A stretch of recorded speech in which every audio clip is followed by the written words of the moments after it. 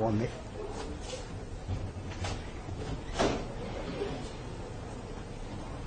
Good afternoon. It's my great pleasure to give a lecture here. This afternoon I'm talking about the acute appendicitis.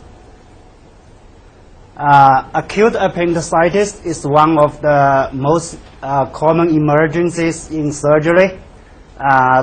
Although the diagnosis of acute appendicitis is relatively easy in most patients, however, there are still many in whom the symptoms and signs are highly variable.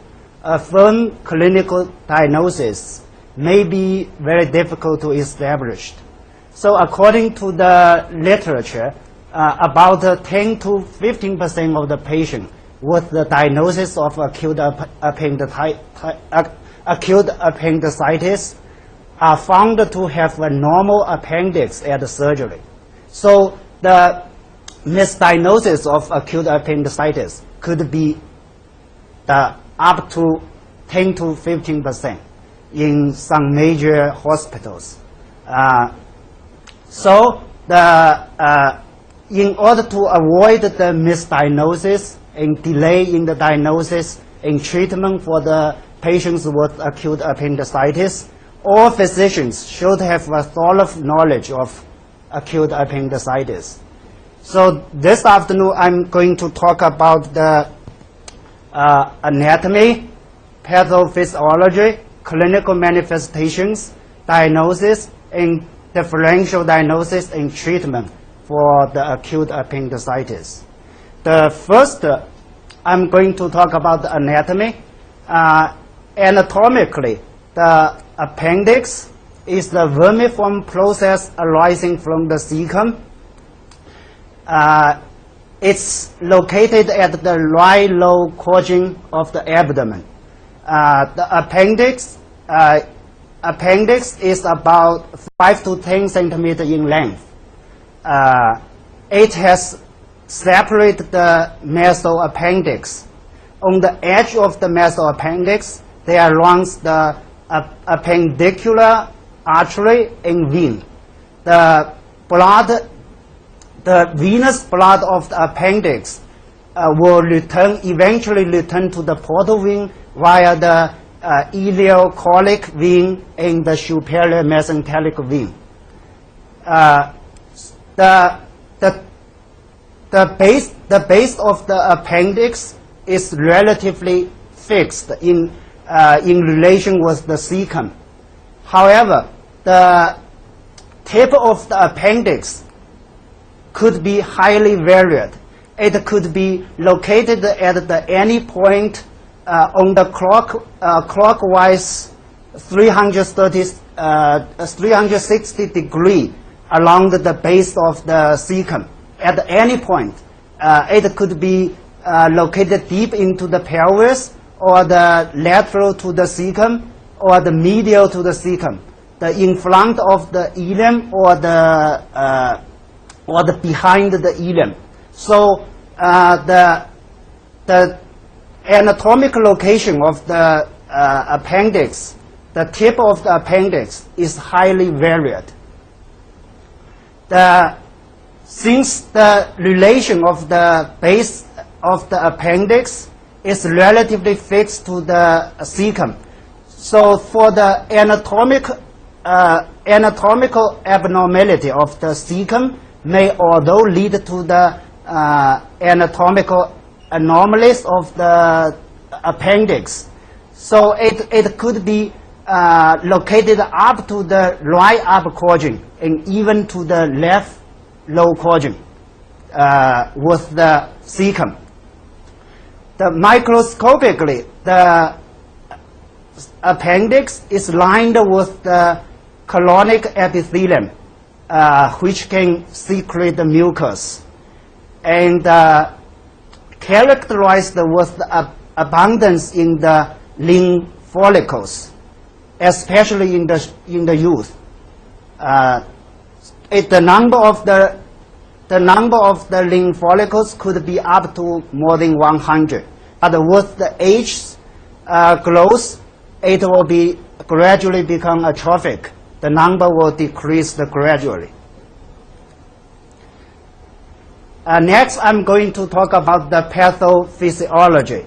The pathogenesis of appendix is basically rely on the obstruction of lumen, the appendicular lumen.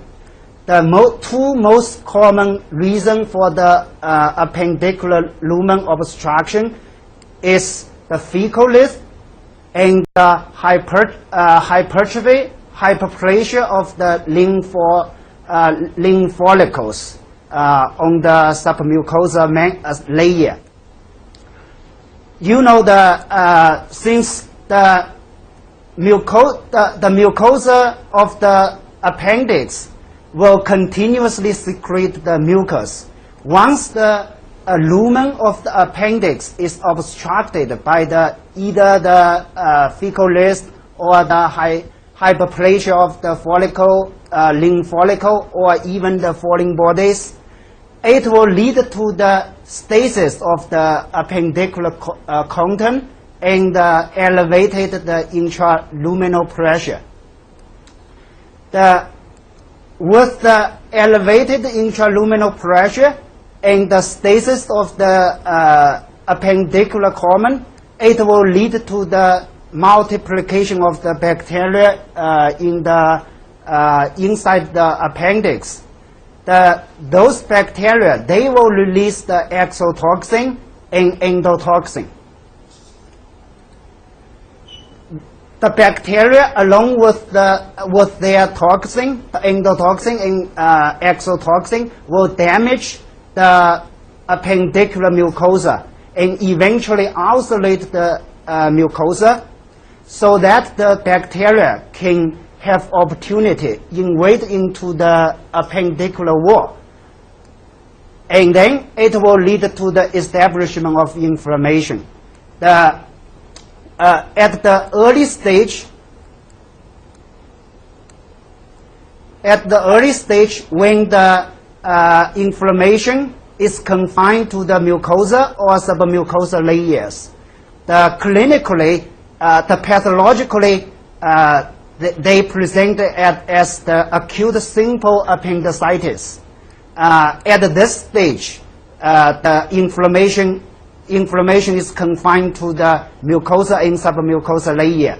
The appendix itself appears to be slightly swollen. With the inflammation process, once the inflammation involves all layers, at this stage, pathologically speaking, it is called acute suppurative appendicitis. The inflammation has already involved the selosa membrane. At this stage, we can see the appendix is highly swollen, the hyperemic, and the congestion. And the selosa membrane, we can see, in most cases, we can see there covers a layer of the purulent exudate. And although the mesoappendix is edematous. So if the inflammation, if the patient isn't treated at this stage properly or promptly, the inflammation will progress further. Once the inflammation is becoming more and more severe, the edematous of the appendicular wall will although become more and more severe. So it will compress the wall, appendicular wall blood vessels and impair and even stop the blood supply to the appendicular wall, and will eventually lead to the necrosis of the appendicular wall. At this stage, we can see the appendix appeared to be black in color. So at this stage, the acute appendicitis is called acute gangrenous appendicitis. with the disease progress, it will lead to the perforation of the appendix. Since the wall has already become necrotic, so with the elevated intraluminal pressure, it will eventually lead to the perforation of the appendix. If before the perforation of appendix, if the great omentum has already migrated down to the right low quadrant in wall of the inflamed appendix, it will lead to the localized abscess. But if the great omentum hasn't arrived the inflated region, or it hasn't completed wall of the inflamed appendix, it will lead to the generalized peritonitis. So next, I'm going to talk about the symptoms of the acute appendicitis. The abdominal pain is the most common and important symptoms for the patients with the acute appendicitis. About 70 to 80% of the patients with acute appendicitis will have the typical pattern of the abdominal pain. Typically, for the patients with acute appendicitis, the pain starts at the epigastrium, and some hours later, it will migrate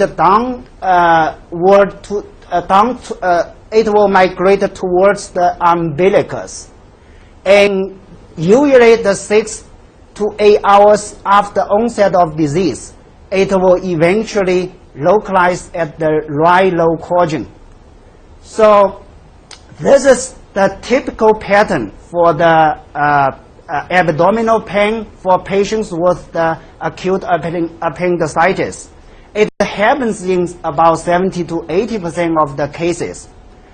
For the remaining cases, some of them may start the pain at the right low quadrant. There's no typical pattern of the shift abdominal pain.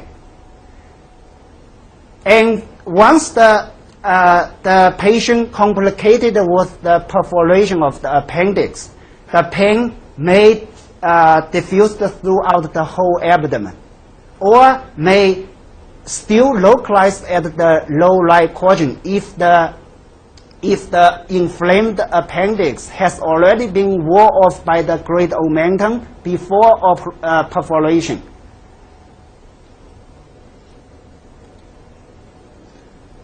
So here is my questions for you to answer. Why does the acute appendicitis present shifted abdominal pain? What's the reason?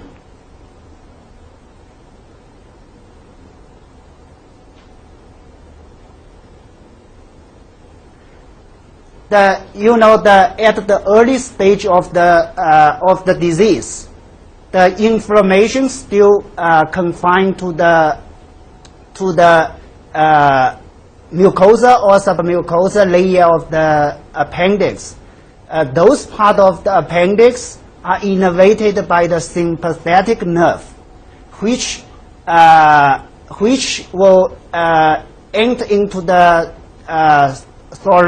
thoracic segment 9-10 of the spinal column.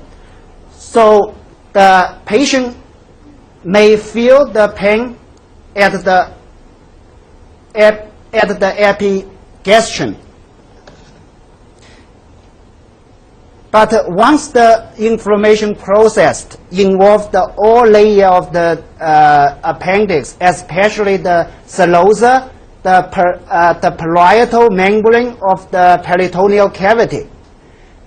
The parietal membrane of the peritoneal cavity is innervated by the somatic nerve, which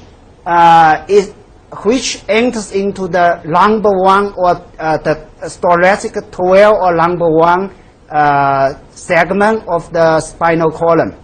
So the patient will will feel the pain at the low abdomen at that stage. So typically the abdominal pain of the patient with acute appendicitis presented the shift abdominal pain. In addition to the abdominal pain, the patient with the acute appendicitis may still have the other symptoms, including the nausea and vomiting. Nausea and vomiting are although very common for the patients with acute appendicitis. Usually occurred after the onset of the abdominal pain. And the diarrhea and constipation sometimes may also occur. In addition to all those the abdominal, the gastrointestinal symptoms, the patient may still have the constitutional symptoms, including the fever, chill, headache, and fatigue, and other symptoms. Of them, the fever is most important. For the patients with the acute simple appendicitis or the acute suppurative appendicitis, the fever may be about the 38 centigrade along this level. But once the appendix is complicated with the perforation, the fever may go much higher and even reach up to the 40 degree. The patient may have the remarkable chill.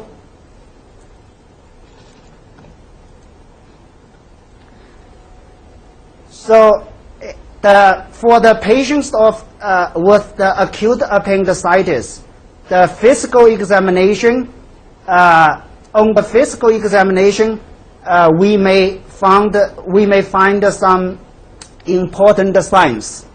The most important signs is the patient may have the muscle rigidity and tenderness and rebound tenderness over the right low quadrant, especially at the McBurney's point. The McBurney's point is 1/3 on the way of the line drawn from the superior anterior spine to the umbilicus.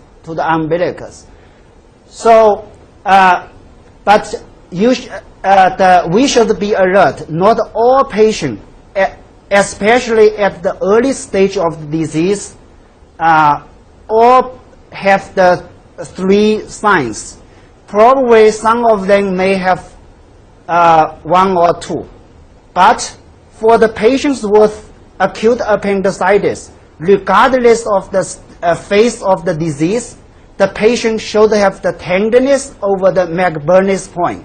So the tenderness over the McBurney's point is very important sign for establishing of the diagnosis. Even though the patient has no muscle rigidity, no remarkable muscle rigidity, or the rebound tenderness, but they should have the tenderness over the McBurney's point. Once the disease complicated with the perforation, these 3 symptoms, these 3 signs may be reviewed throughout the whole abdomen in case of the generalized peritonitis. But if before perforation, the inflammation has already been worn off by the great omentum, on such cases, you may review a tender mass. This is the periappendicular abscess. You may find a tenderness mass, a mass over the right low quadrant, and with the remarkable tenderness. So in addition to the possible signs over the right low quadrant, we can still do the source test. The source test, when the appendix is located just before, in front of the source muscle. In such cases, when we do the source test, the patient, it will lead to the patient complaint of the pain over the right quadrant. How to do the source test? Ask the patient lie on their left side and overextend the right side. So when the doctor do this maneuver, it will irritate the inflamed appendix and lead to the patient's complaint of the abdominal pain. So when we do the source test and get the positive signs, it indicates the appendix is situated in front of the source muscle. And another important physical examination is the obturator test. When the appendix is situated deep into the pelvis and in front of the internal obturator muscle, when we do the obturator test, it will lead to the patient's complaint of the abdominal pain. We ask the patient lie on his back and flex the knee and hip joints and rotate the right side.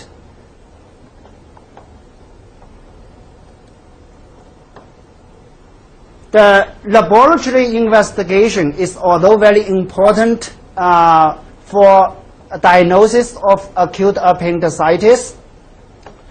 Most patients, the complete blood cell count will show the leukocytosis, increase the number of the white blood cells, and although the raised percentage of the neutrophils, both of them indicates the inflammation,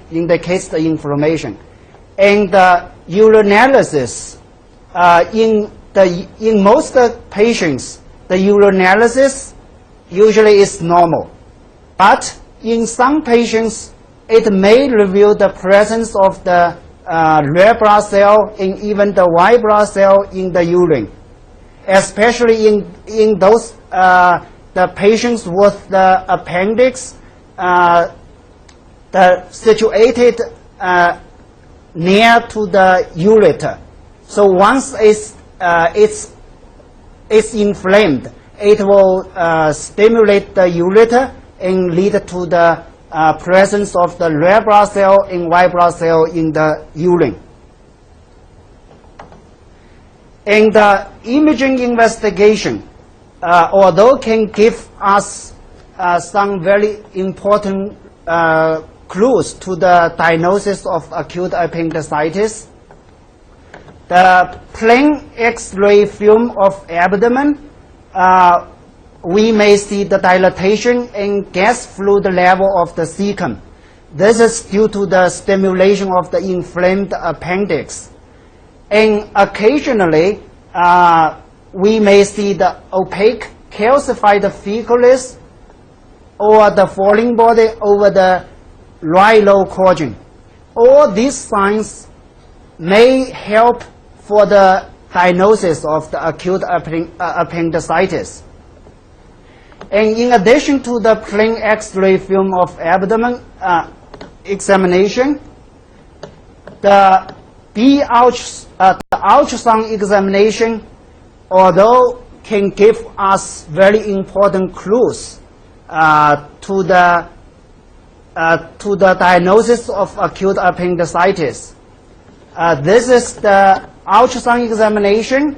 We can see the cross section of the inflamed appendix is remarkably enlarged, and this is longitudinal section. We can also see the enlargement of the appendix, and the CT scanning can also give us the important clues. This is inflamed appendix. We can see inside its lumen. There's an high intensity body. This is fecalith, and this is the this is the longitudinal section of the inflamed appendix. So the imaging investigation can give us very good clues to make diagnosis of the acute appendicitis, but not all of the patient. We need all the ultrasound, the imaging studies, since for the diagnosis of acute appendicitis, in most cases, we can establish the diagnosis according to the history, the present history, the signs, and the laboratory investigation.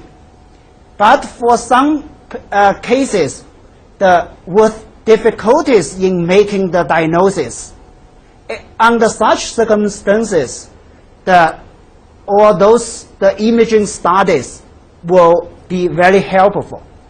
The B ultrasound and CT scanning, basically they can, both of them can provide the very similar clues, but the ultrasound examination is much cheaper and convenient than CT scanning.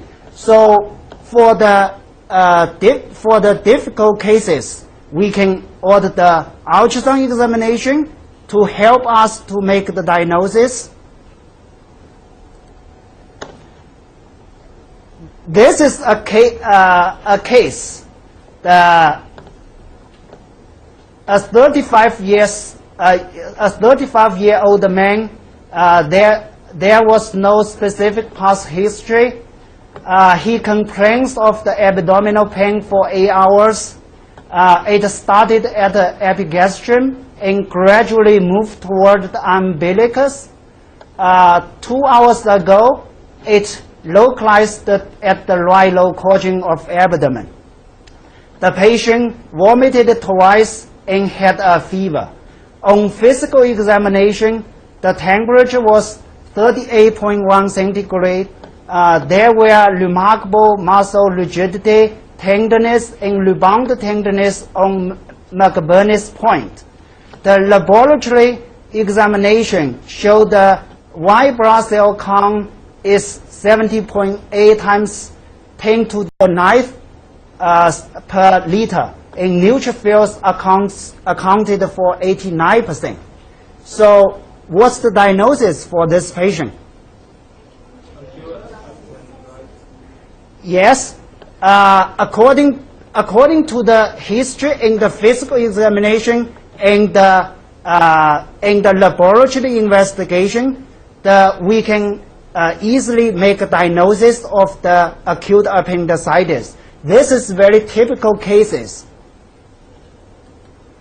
As I mentioned to you, although the diagnosis of the acute appendicitis is usually easy in most cases, but sometimes it's still may be difficult to establish the firm diagnosis of acute appendicitis. It should be differentiated from the other diseases with the abdominal pain.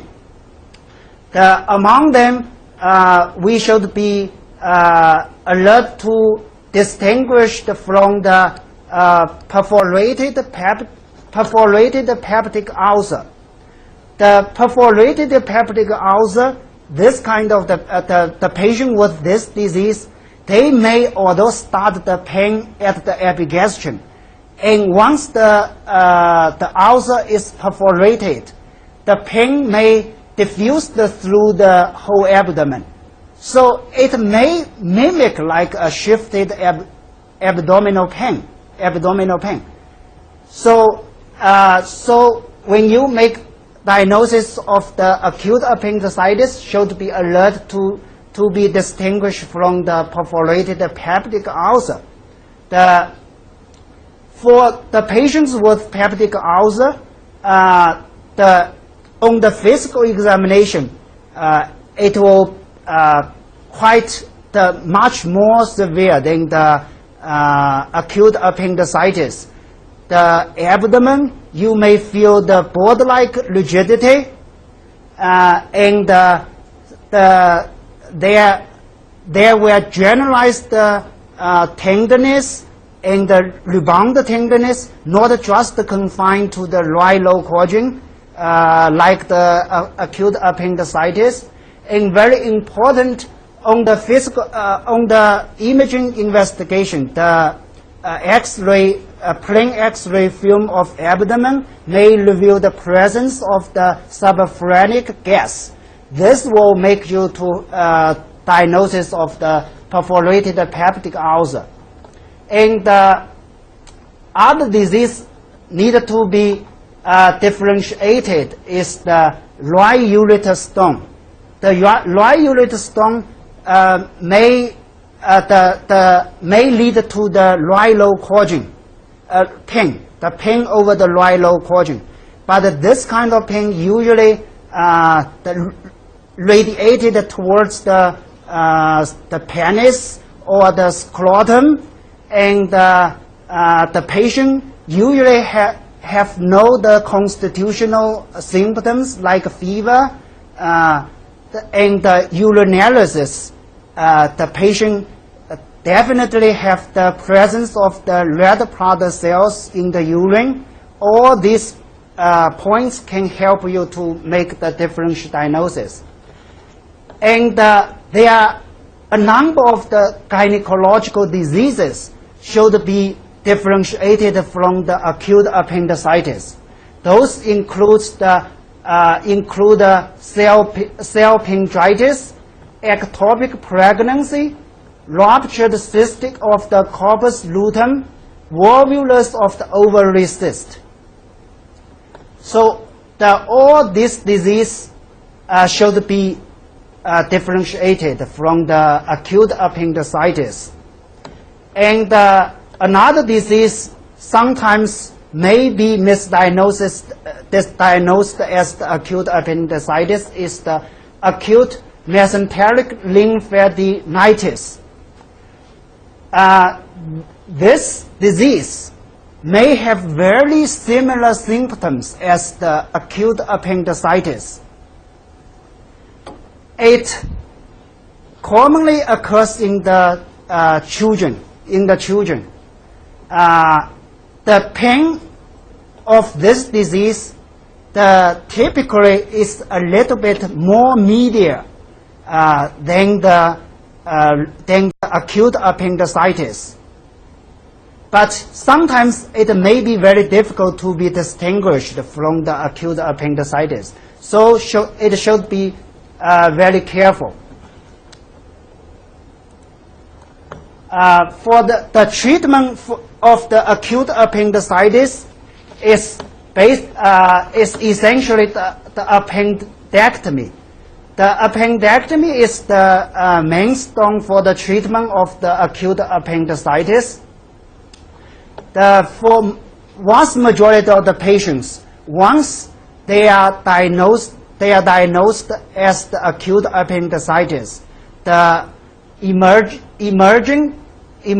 appendectomy is recommended, except for the patients with intolerance for the operation because of the other complicated disease, or the attack of the disease has already been resolved. or the formation of an appendix mass, the periappendicular abscess is diagnosed without the evidence of the generalized peritonitis.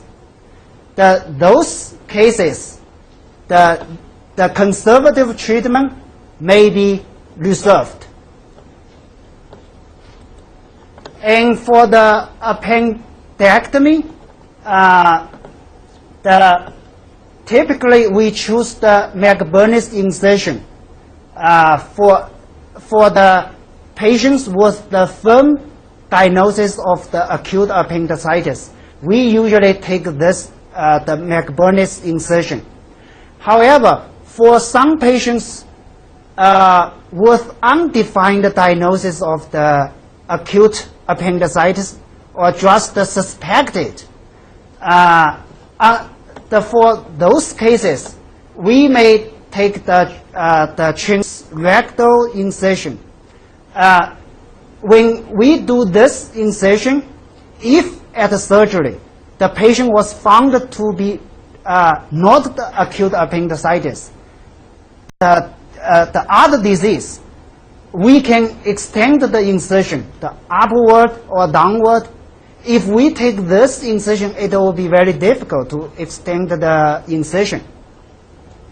So, in acute appendectomy, the most important step is to find the inflamed appendix. Once the appendix is found, and then we divided the mesoappendix, divided the mesoappendix to the base of the appendix, and then crush the base of the appendix with the and then ligate it, and then remove the inflamed appendix and make the purse string suture over the wall of the cecum. Finally, invaginate the stem of the appendix into the cecum wall,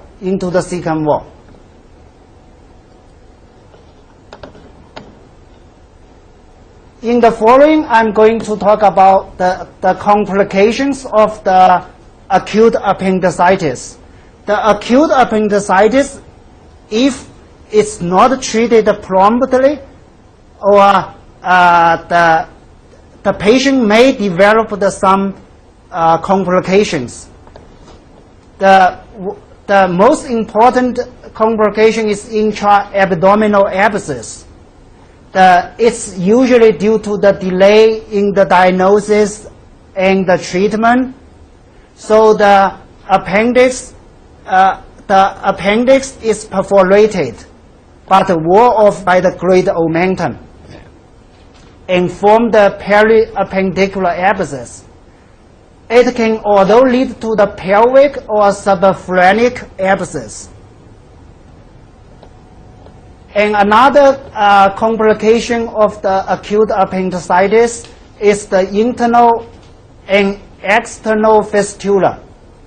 It develops due to the rupture of the periappendicular abscess into the visceral organs, like the small intestine or the urinary bladder or even the vagina, to form the internal fistula. If the periappendicular abscess ruptured through the abdominal wall to outside, it's called the external fistula.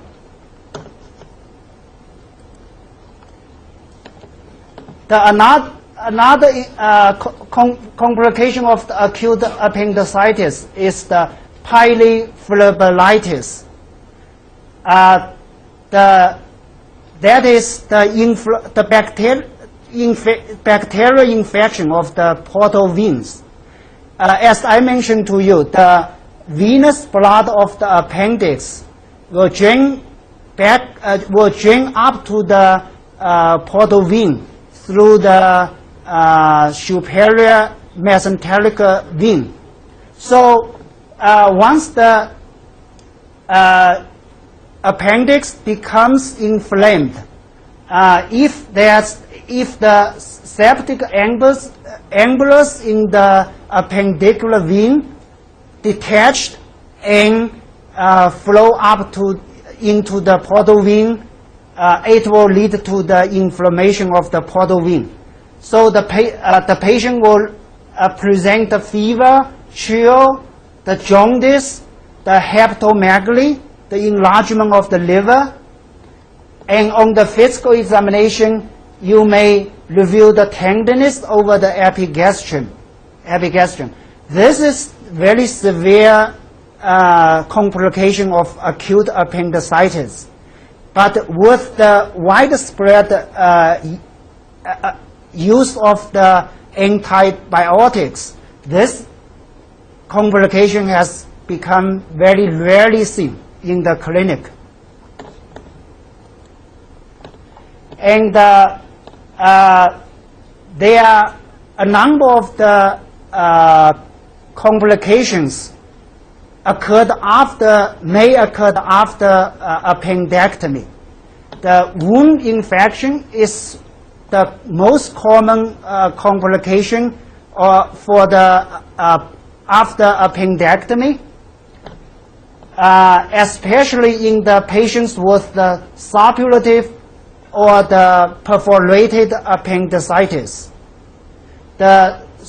In those cases, the exudate may easily contaminate the wound and lead to the inflammation of the wound, infection of the wound post-operatively. For the patients with the wound infection of appendectomy, they usually present the higher fever 2 to 3 days after operation. Normally, the fever should gradually be gone after operation. However, for the patients with the wound infection, the 2 to 3 days later, the patient may present a higher fever, and complain of the pain over the wound. On the physical examination, the wound appeared to be swollen and hyperemic, and even the purulent exudation from the wound. Another complication after appendectomy is the intra-abdominal bleeding.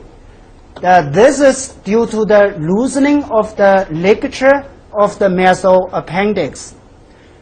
In the anatomy section, I mentioned on the edge of the mesoappendix, there runs the appendicular artery. So in appendectomy, when we divide the mesoappendix and ligate it, we should be very careful. We should ligate the divided mesoappendix very surely.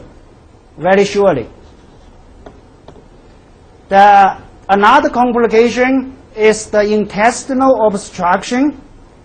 This is mainly due to the adhesion in the peritoneal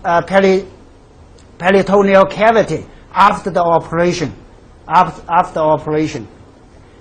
And the patient, sorry.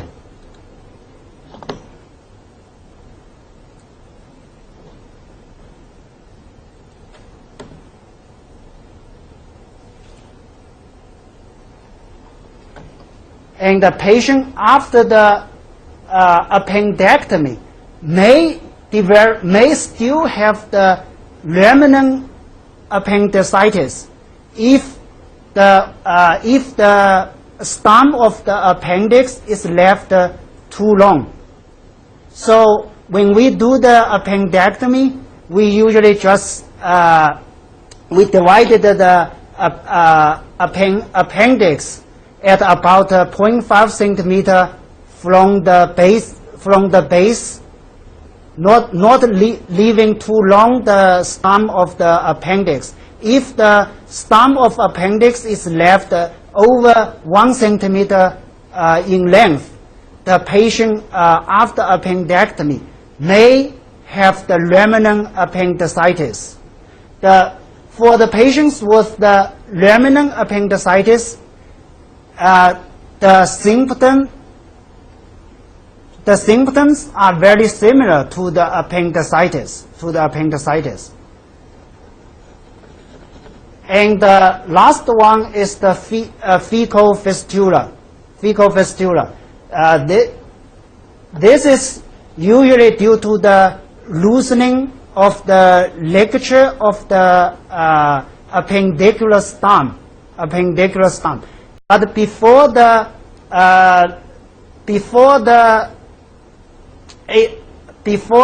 loosening of the ligature, usually it has already been wore off. So usually it will not lead to the generalized peritonitis. It will be localized and usually could be cured conservatively. This complication is not common. Okay, that's all for today's lesson. Thank you.